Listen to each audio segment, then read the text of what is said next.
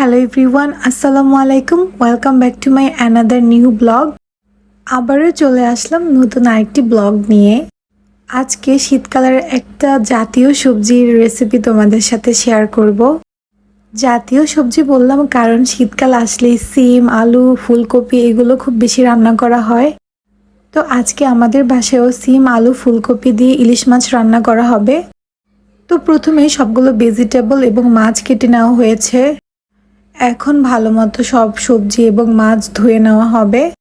সিম, আলু, ফুলকপির রেসিপিটি আমার খুবই পছন্দের একটি রেসিপি। আজকে যেহেতু ইলিশ মাছ দিয়ে রান্না করা হবে তাহলে এটার স্বাদ আরও ভালো হবে আমার মনে হয়।